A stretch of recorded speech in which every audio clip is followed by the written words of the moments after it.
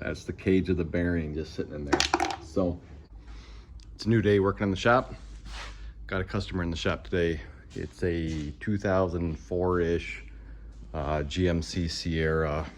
It's making rear end noise. The truck actually broke down about 4 hours from here. Dude borrowed my trailer, went up, got it, dropped it off at the shop. So put it up on the lift.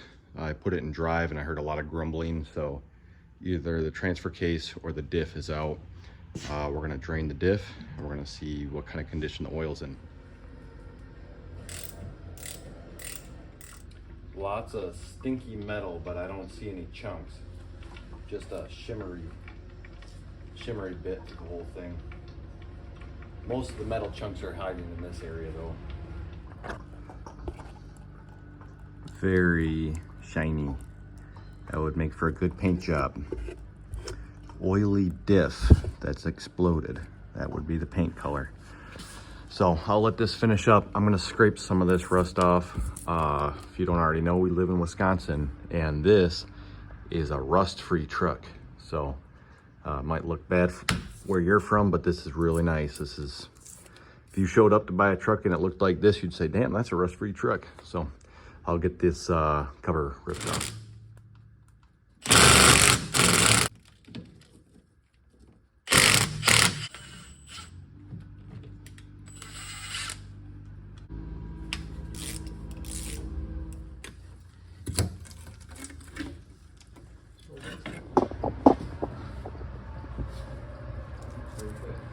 I don't know what the hell's going on this, but the bearing is like completely out. It's got a limited slip diff and it's just like not in place.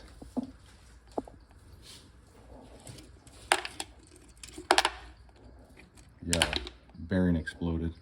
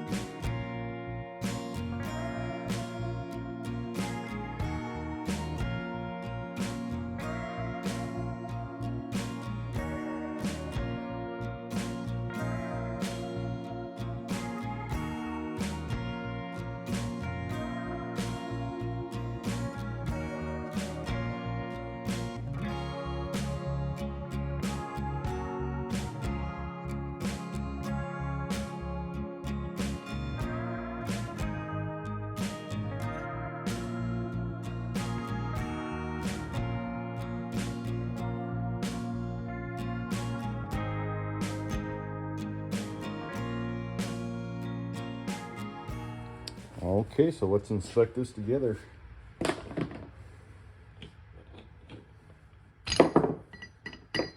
I'm mostly worried about these keepers here because usually they're machined to fit. Definitely spun a bearing in that one. Yeah, that's what it's supposed to look like there.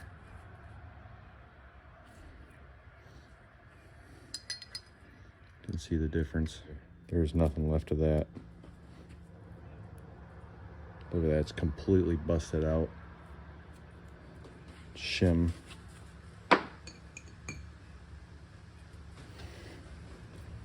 Totally failed.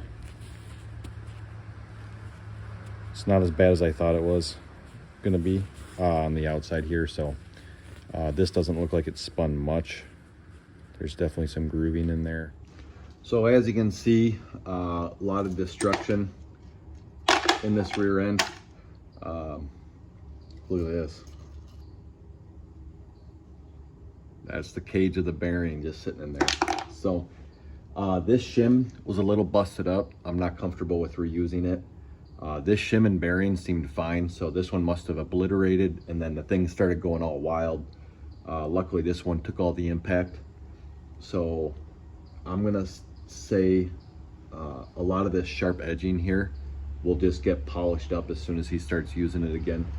So all I'm gonna do is order a 8.6 10 bolt bearing and shim kit it's going to come with the races too. And we should be able to just clean this out, build it all back together, and be fine. So probably about $50, $60 in bearings and shims, and then another $50, $60 to fill this thing up with oil. And then everything else you just slap together. So not bad.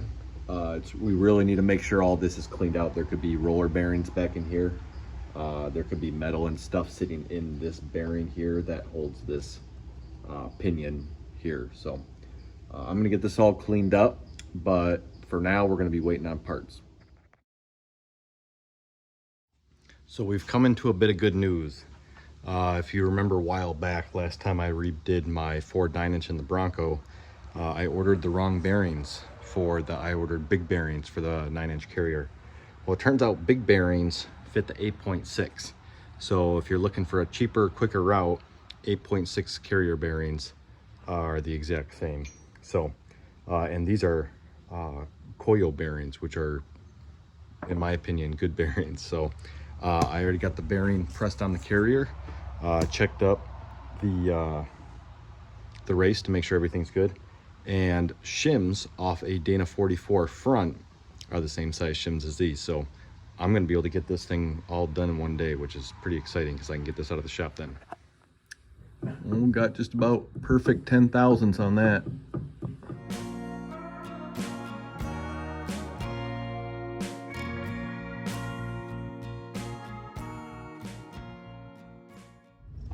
Just pulled the truck out of the shop and already it sounds good.